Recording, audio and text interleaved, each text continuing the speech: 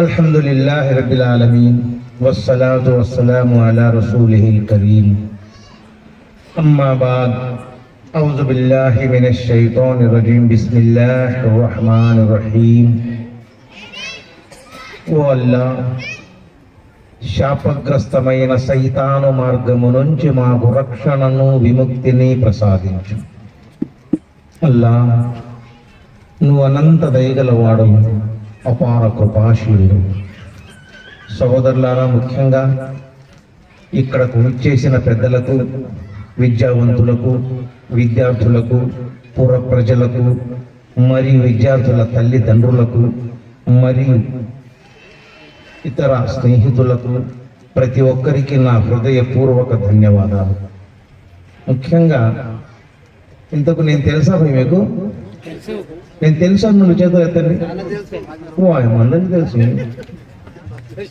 అల్లాహ్ సుబ్హానహు వ తఆలా ముఖ్యంగా మమ్మల్ని అందరినీ చెప్పేదానికంటే వినేదానికంటే ఆచరించడంలో ప్రాముఖ్యతను ప్రసాదించుగాక మరియు ఇహ పర లోకాల్లో సాఫల్యాన్ని ప్రసాదించుగాక. ఇక సృష్టికర్త అయినటువంటి అల్లాహ్ సుబ్హానహు వ తఆలా చివరి గ్రంథమైనటువంటి ఖురాన్ గ్రంథాన్ని మన కోసం, అంటే ఈ సృష్టి కోసం అల్లాహ్కి రసూల్ సల్లల్లాహు అలైహి వసల్లం గారి మీద 23 సంవత్సరాలు అవతరింపజేశాడు. 23 సంవత్సరాలు ఖురాన్ గ్రంథం పూర్తి కావడానికి. ఎందుకంటే ఆ ఖురాన్ గ్రంథాన్ని ఒకేసారి పంపితే చాలా మంది అడుగుతారు అవిశ్వాసులు, ఏమి ఆ గ్రంథాన్ని ఒకేసారి ఆయన మీద పంపవచ్చు కదా, 23 సార్లు ఎందుకు పంపావు 23 సంవత్సరాలంటే, అప్పుడు అల్లాహ్ సుబ్హానహు వ తఆలా అంటున్నాడు, ఓ మా ప్రవక్త, వారికి ఈ మాట చెప్పు, మేము ఖురాన్ గ్రంథాన్ని అంచెలు వారిగా మీ హృదయాల్లో చొప్పించడానికి, మీ హృదయాలలో ఖురాన్ గ్రంథాన్ని పదిలపరచడానికి, ఆ గ్రంథం పూర్తి కావడానికి 23 సంవత్సరాలు తీసుకున్నామని చెప్పు. 23 సంవత్సరాలు ఖురాన్ గ్రంథం పూర్తి కావడానికి. ఈ ఖురాన్ గ్రంథాన్ని నేర్చుకున్న వాళ్ళు ధన్యులు, నేర్చుకోని వాళ్ళు నేర్చుకోవడానికి ప్రయత్నం చేద్దామా? ఇన్షాల్లా మాట్లాడండి భయ్, ఎందుకంటే మీ ముఖాలు మాకు కనబడటం లే, మా ముఖం కనబడతా ఉంది మీకు. ఇన్షాల్లానా? ఇన్షాల్లా. అల్లాహ్ సుబ్హానహు వ తఆలా ప్రతి ఒక్కరికి దివ్య గ్రంథమైనటువంటి ఖురాన్ గ్రంథాన్ని చదువుకునే అదృష్టాన్ని ఎల్లా మాకు ప్రసాదించుగాక. ఇక ముఖ్యంగా అల్లాహ్ సుబ్హానహు వ తఆలా మనకు సృష్టిలో అన్నిటికంటే గొప్ప జాతిలో మమ్మల్ని సృష్టించాడు. ఒక గేదె ఉంది, దాన్ని మేము యజమాని, దానికి గడ్డేస్తున్నాం. గడ్డి తిని ఆ గేదె మా కోసం పాలిస్తుంది, పెరిగిస్తుంది, బిడ్డల్నిస్తుంది. బిడ్డల్నిచ్చిన తర్వాత మళ్ళీ తన యజమాని బయటికి తోలి వస్తే, సాయంత్రం అయ్యేసరికి బయటికి ఇంటికి వెళ్ళకపోతే నా యజమాని ఎక్కడ బాధపడతాడోనని వెంబడే ఆ గేదె తన ఇంటికి వస్తుంది. ఒక జంతువు. అవునా భయ్? అవునా? గేదె అంటుంది, ఏమి నా యజమాని, నువ్వు నన్ను చూసుకుంటున్నావు, నాకు గడ్డి వేసినందుకు గాను నీకు ప్రతిదీ నేను సహాయం చేస్తున్నాను, నాకు శక్తి వంచన లేకుండా నీ కుటుంబాన్ని పోషించడానికి నా దగ్గరుండే పాలు కానివ్వండి, నాతో ఉండే పిల్లలను కానివ్వండి నీకే అప్పచెప్తున్నాను. ఓ యజమాని, నీకు కోపం వచ్చినప్పుడు నన్ను చిత్రహింసలు పెడుతున్నావు, కానీ నువ్వు నా యజమానివి కాబట్టి నేను సహిస్తున్నా, భరిస్తున్నా. కానీ యజమాని, నేనే ఎదురు తిరిగితే నీ పరిస్థితి ఏమవుతుందో తెలుసా? కానీ నేను ఎదురు దిగను. ఎందుకో తెలుసా? సృష్టికర్త అయినటువంటి అల్లాహ్ నీకు నన్ను బానిసగా చేశాడు, అంటే ఉపయోగకరమైన వస్తువుగా చేశాడు. కాబట్టి నీ మాట వినడం, నీకు సహాయం చేయడం నా బాధ్యత కాబట్టి నేను చేస్తున్నా. కానీ ఓ యజమాని, నువ్వు నీ యజమాని మాట వింటున్నావా? నువ్వు నీ యజమాని మాట వింటున్నావా? అల్లాహ్ చెప్పిన ఆదేశాన్ని శిరసా వహిస్తున్నావా? చివరి ప్రవక్త, అంతిమ ప్రవక్త, జగత్ ప్రవక్త, ప్రవక్తలకే మార్గదర్శకమైన ప్రవక్త, సంఘ సంస్కర్త, దీన జనోద్ధారకుడు, పేదల పాలిట పెన్నిధి, ఆపదలు ఉండే వారిని ఆదుకునేవారు, కలియుగ వైతాళికుడు ముహమ్మదుర్ రసూలుల్లాహ్ సల్లల్లాహు అలైహి వసల్లం గారి పద్ధతులను నీ జీవితంలో తెచ్చుకున్నావా? లేదు. ఎందుకో తెలుసా? దీనంటే వింటున్నాం, వెళ్తున్నాం. అల్లా దోకాన్ దియా, ఇస్సే సునో ఇస్సే చోడో కదా. ఈ రెండింటికి మధ్య ఒకటి హృదయం, మరొకటి కాలేయం, రెండు ఉన్నాయి సోదరు. దిగ్బంధించండి, వినండి, ఆచరించండి. వింటున్నారా శ్రద్ధగా? అయ్యా మీరు మధ్యలో కొద్దిగా సౌండ్ చేస్తే నాకు కొంచెం వస్తుందన్నమాట. వింటున్నారా? ఎందుకంటే ఒక గురువు గారు వస్తారని ఇట్లా ఒక ప్రసంగం పెట్టారు. టైం తక్కువ ఇచ్చారు, దాంట్లో కంప్లీట్ చేస్తాను. గురువు గారు వస్తారని ఒక ప్రసంగం పెద్ద బహిరంగ సభ ఏర్పాటు చేశారు. ఆయన సమయానికి రాలే. ఇంతలోకి నా ఒకటి ఆయన వచ్చిండు అనమాట. బాగా ఒక పెద్ద ఇది చుట్టుకొని లాల్చి పైజామా కండువా అన్ని వేసుకొని వచ్చారు. అరే గురువు గారు చూస్తే పెద్ద గురువు గారు లెక్క ఉన్నారు. సరే మా గురువు గారు రావడానికి సమయం ఆలస్యం అవుతుంది కదా, ఈ లోపల గురువు గారిని మాట్లాడమని చెప్తాము ఒక 5 నిమిషాలు అని గురువుగారి దగ్గరికి వెళ్ళి, గురువుగారు ఒక 5-10 నిమిషాలు మాట్లాడండి మా గురువు గారు వచ్చేసరికి. సరే నేనేం మాట్లాడాలయ్యా అన్నా. సరే మాట్లాడండి. ఈయన ఏం మాట్లాడలేడు. ఆయన తెలియగలిగిన మనిషి వచ్చి కూర్చున్నారు. కూర్చొని ఏమడుగుతున్నాడు తెలుసా సభకు? మేరే ముహతరం దోస్తో, అజీజ్ భాయ్యో, నా ప్రియమైన స్నేహితులారా మరియు నా సహోదరులారా, ఇంతకు నేనేం మాట్లాడతానో మీకు తెలుసా? ఏం అడగలేదు, ఇదే అడిగింది. ఇంతకు నేనేం మాట్లాడతానో మీకు తెలుసా అంటే అందరు ఏమన్నారు? తెలుసు హజరత్, తెలుసు హజరత్ అన్నారు. తెలుసా? తెలుసు హజరత్. ఇంకా తెలిసిన వాళ్ళకి నేనేం చెప్పాలయా అని చెప్పి, అరే రే కూర్చో అరే రే మళ్ళా ఈయన మళ్ళా లేచిపోతారా, ఓ పని చెయ్యండి, ఇప్పుడు మళ్ళీ ఇదే అడుగుతాడు, సగం మంది తెలుసు అనండి, సగం మంది తెలియదనండి అన్న. సరే మళ్ళీ కూర్చున్నాడు. నా ప్రియమైన సహోదరులారా, నా స్నేహితులారా, నా సోదరులారా, ఇంతకు నేనేం మాట్లాడతానో మీకు తెలుసా? సగం మంది తెలుసు హజరత్, తెలుసు హజరత్. మిగతా సగం మంది తెలియదు హజరత్, తెలియదు హజరత్. ఓ అమ్మో, ఇదేందో తేడా కొడుతుంది. సరే మీకు తెలుసా? తెలుసు హజరత్.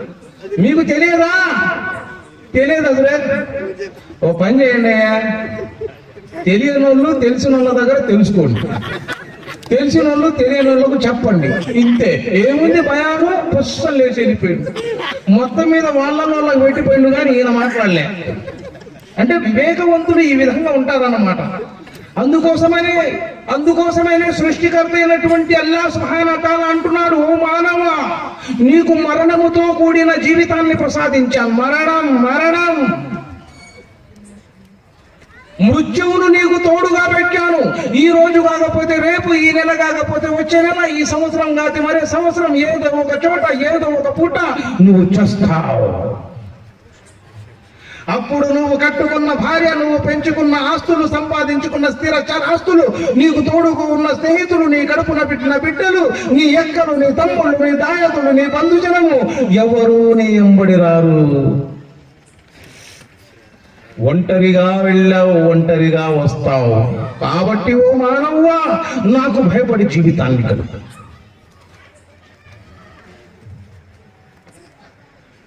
అందుకే చాలా మంది విద్యార్థులు దీని లేని పరిస్థితి చూడండి. దీని లేకపోవడం వల్ల మన ఇళ్ళ పిల్లలు ఏం చేస్తున్నారు తెలుసా? ఇంతకు ముందు ఫోన్ చేసుకుంటే అస్సలాము అలైకుం అమ్మీ, అస్సలాము అలైకుం అబ్బా, అస్సలాము అలైకుం హజరత్ అనేవాళ్ళు. కాస్త మసీదుకు అలవాటు పడ్డవాళ్ళు, మదరసాలకు అలవాటు పడ్డవాళ్ళు. కానీ దీని లేకపోయి కేవలం ఇంగ్లీష్ మీడియాలు, కాలేజీలకు అలవాటు పడ్డవాళ్ళు ఫోన్ వచ్చిందంటే హలో బ్రో మెంటల్ వస్తుంది బ్రో అంటే బ్రదరు, బ్రోకరు అర్థం కావడం లేదు. మళ్ళా బట్టలు పైన ఒక బొచ్చ, కింద ఒక చిప్ప. ఏ క్యారే బచ్చా, మా నాయనకు పైన బట్టతల, నాకు కింద బట్టతల లేవుజే అంటుంది. మళ్ళీ ప్యాంట్లు కుక్కలు ఎంబడి పట్టుకొని మొత్తం పీకి ముక్కలు చేసి ఎట్లా ఉంటుందో అలాంటి ప్యాంట్లు దొడుకుతుంటారు. ఏందయ్యా అంటే ఏ ఫ్యాషన్ లేవుజే అంటుంది. ఒక బిడ్డ పాస్ కావాలి, ఒక బిడ్డ విద్యలో ఇంటర్మీడియట్, డిగ్రీ, 10th పాస్ కావాలంటే తల్లిదండ్రులు ఒక అప్లికేషన్ ఇచ్చి మౌలానా గారి దగ్గర పంపిస్తున్నారు. అతను వస్తాడు, మౌలానా దగ్గరకు వస్తాడు, శుక్రవారం రోజు వస్తాడు. మౌలానా అస్సలాము అలైకుం, నేను ఇంటర్ పరీక్షలకు వెళ్తున్నా, నేను పాస్ కావాలని చెప్పి సర్టిఫికేట్ ఇస్తున్నా, ఒక అర్జీ పెడుతున్నా, నా గురించి దువా చేయండి. తల్లిదండ్రులు పంపిస్తున్నారు, మసీదు వెళ్ళి మౌలానాకు సర్టిఫికేట్ అర్జీ పెట్టు, జుమ్మాలో దువా చేస్తారు, నువ్వు పాస్ అవుతావు. పాప మౌలానా ఏం చేయాలా? అందరికీ సమానమే చేయాలా, దువా చేస్తారు. అందుకే పురోహిత శానాం పుత్రం పవిత్ర పురం, పురోహితుడు పురాన్ని పవిత్రంగా చూస్తాడు కాబట్టి చేస్తారు. కానీ సహోదరులారా, ఇస్లాం చెప్తుంది, నువ్వు ఒక అప్లికేషన్ తెచ్చి దువా చెయ్యమనడం కంటే ముందు నీ తల్లిదండ్రుల దగ్గరికి వెళ్ళి అడుగు, అమ్మా నాన్న నేను ఎగ్జామ్స్ వెళ్తున్నాను, నేను పాస్ కావాలని మీరు దువా చెయ్యండి. నీ అమ్మా నాన్నలను అడుగు, నీ తల్లిదండ్రులను అడుగు. అడగడం లేదు, సమయానికి నమాజ్ చదవడం లేదు, అల్లాహకు భయపడడం లేదు. ముహమ్మదు రసూలుల్లాహ్ సల్లల్లాహు అలైహి వసల్లం గారి పద్ధతులు జీవితాల్లో నుంచి తీసేశారు. లాక్డౌన్ కంటే ముందు ఎలా ఉండే, లాక్డౌన్ తర్వాత ఎలా ఉంది ఒక్కసారి ఆలోచించు. ఎలా ఉంది భయ్ లాక్డౌన్ ముందు, లాక్డౌన్ తర్వాత ఏమైంది? అందుకే పెద్దలు అంటున్నారు, చేసిన పాపాలు కడుక్కోమని శానిటైజర్ చెప్పింది, అబద్ధాలు చెప్పకురా వెధవాని మాస్క్ చెప్పింది, బంధుత్వాన్ని కలుపుకోవద్దని సోషల్ డిస్టెన్స్ చెప్పింది. టోటల్ గా ప్రపంచానికి కరోనా నేర్పించిన గుణపాఠం డబ్బు కంటే సబ్బు గొప్పది అని. అందుకోసమే విశ్వాసులు అల్లాహకు భయపడుతూ ఇహలోకముల జీవితాన్ని గడపాలి. విద్య ఎలాంటిదో తెలుసా? ఒకసారి హజరత్ మూసా అలైహిస్సలాం గారి కాలంలో కింద ఒక పిచ్చివాడు ఉంటాడు, ఒక కంబడి నడుముకు చుట్టుకొని, ఒక కంబడి భుజం మీద వేసుకొని, ఒక చేతిలో కర్ర పట్టుకొని గొర్రెల్ని మేపుతా ఉంటాడు. గొర్రెల్ని అల్లాహ్ సుబ్హానహు వ తఆలా దగ్గర చర్చ జరుగుతుంది. హజరత్ జిబ్రాయిల్ అలైహిస్సలాం అడుగుతారు అల్లాహకు, ఏమల్లా హజరత్ మూసా గారి కాలం అంటేనే ఇంద్రజాల మహేంద్రజాల టక్కుటమార గజకర్ణ గోకర్ణ మాయ మంత్రములతో కూడిన రాజ్యము కదా, మరి ఆ రాజ్యంలో ఇలాంటి పిచ్చోడు ఉన్నాడా? అల్లాహ్ సుబ్హానహు వ తఆలా అంటాడు, వద్దు జిబ్రాయిల్, ఎవరిని తక్కువగా అంచనా వేయగా. అతను పిచ్చోడని నువ్వు అనుకుంటున్నావా? అయితే వెళ్ళి అతన్ని పరీక్షించుకోపో. హజరత్ జిబ్రాయిల్ గారు వస్తారు అతని దగ్గరికి. ఒక మారు వేషంలో వచ్చి, ఏమయ్యా నాకు ఒక చిన్న అనుమానం ఉంది, తీరుస్తావా? అడుగు, తీరుస్తానంట. హజరత్ జిబ్రాయిల్ గారు ఎక్కడున్నారు అని అడుగుతాడు. ఏం అడుగుడు, హజరత్ జిబ్రాయిల్ గారు ఎక్కడున్నారు, ఉండు చెప్తా. తన భుజం మీద కంబడి తీసి పక్కన పడేసి, తన చేతిలోని కర్ర తీసుకుని కింద భూమి మీద ఒక నక్షత్ర ఆకారంలో గీసి బొమ్మను అక్కడొక చుక్క, అక్కడొక చుక్క, అక్కడొక చుక్క పెట్టి అంటాడు. ఈయన పిచ్చోడు అంటాడు. ఏమయ్యా ఉండవయ్యా, పైన జిబ్రాయిల్ లేడు అంటాడు. ఏంది పైన లేడయ్యా, జిబ్రాయిల్ మరి ఎక్కడ ఉంటాడు? జిబ్రాయిల్ పైన లేడయ్యా, ఉంటే నువ్వన్నా ఉండాలా లేకపోతే నేనన్నా ఉండాలన్నాడు ఆయన. చూసారా, విద్య లాంటిది. మన పిల్లలను ఆదర్శవంతమైనటువంటి విద్య కోసం పంపాలి. ఖురాన్ గ్రంథం మానవ జీవితాన్ని మార్చేస్తుంది. ఖురాన్ గ్రంథం జీవితంలోని అలవాట్లను ఒక సౌఖ్యవంతమైన జీవితంగా ఖురాన్ అందిస్తుంది. అందుకే సంస్కృతంలో కూడా అంటున్నారు, జబూరం తౌరాతహం ఇంజీలం తన్మయం భూషితాయానం తద్భవతి ఫుర్ఖాన వేదః. అన్ని గ్రంథాల సారాంశాన్ని భూత భవిష్యత్ వర్తమాన కాలాలను తెలియజేసే ఖురాన్ గ్రంథంలో పొందుపరిచారు. ఇక ముఖ్యంగా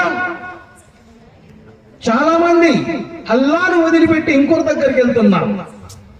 మీరు చూడండి, ఒక్కసారి ఆలోచించండి సహోదరులారా, మొత్తం ప్రపంచంలో 200 ముస్లిం దేశాలు, 200 ముస్లిం దేశాలు, 197 దేశాల్లో ఇలాంటి ఆచారాలు ఎక్కడ లేవు. కానీ కేవలం ఇండియా, పాకిస్తాన్, బంగ్లాదేశ్ లో మాత్రమే ఈ చెట్లు, ఈ దర్గాలు ఇవన్నీ ఉండి.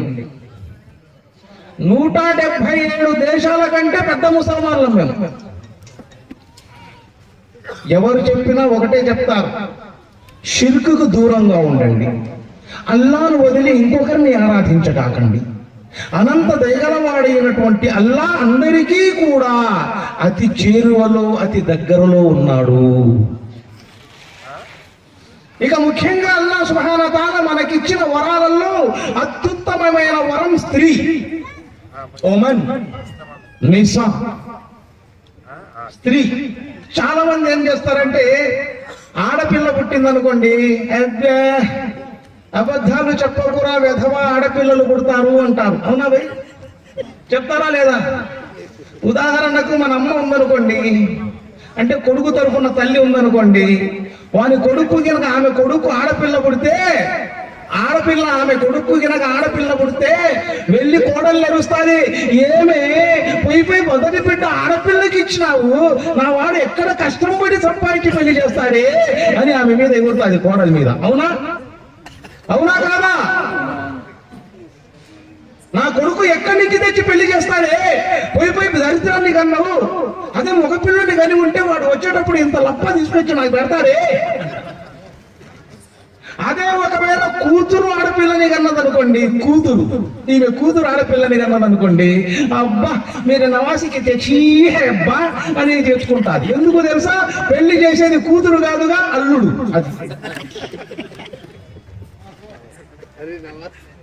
కూతురు మొగుడు కష్టపడొచ్చు, కానీ కొడుకు పెళ్ళం మాత్రం ఆడపిల్లని కనకూడదు. చూశారా సోదరులారా?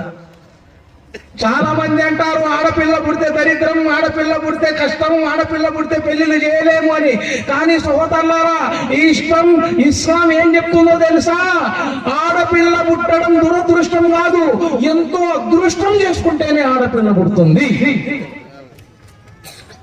ఎంతో అదృష్టం. ఆడపిల్లల కరుణ, ఆడపిల్లల శోభ, ఆడపిల్లల విజయం.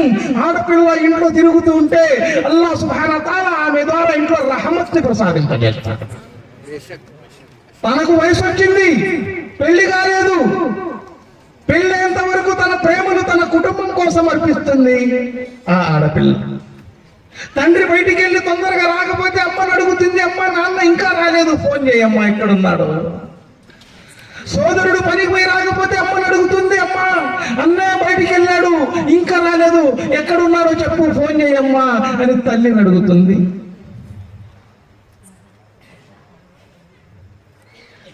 తన శరీరం మీద చిన్న ఘాటు పడ్డా సహించలేక, అమ్మ నా శరీరం మీద చిన్న ఘాటు పడింది, వెంబడే ఘాటును తీసేద్దాం పా హాస్పిటల్కి వెళ్ళి అని అమ్మను సతాయిస్తుంది. తన అందచందాన్ని తనే చూసుకుని మురిసిపోతుంది. వెంబడే నికా, జీవితంలో ఎప్పుడూ ముక్కు ముఖము చూడని వాణ్ణి భర్తగా స్వీకరించబోతుంది. భర్తగా స్వీకరించిన తర్వాత ఇంటికి వెళ్ళి, అత్తగారింటికి వెళ్ళి, భర్తకింటికి వెళ్ళి తాను కుటుంబం కోసం పంచిన ప్రేమానురాగాలు, తన తల్లిదండ్రుల కోసం ఇచ్చిన మమతానురాగాలు ఎక్కడో పుట్టి ఎక్కడో పెరిగి భర్త అనే బంధంతో వచ్చిన తన ఒళ్ళో పోస్తుంది తీసి. భర్త సమయానికి ఇంటి రాకపోతే అత్తమ్మను అడుగుతుంది, అత్తమ్మ మీ అబ్బాయి ఇంకా రాలేదు, ఎక్కడికి వెళ్ళాడు కనుక్కోండి. ఇంటికి వచ్చేసరికి ఆరాటపడుతుంది.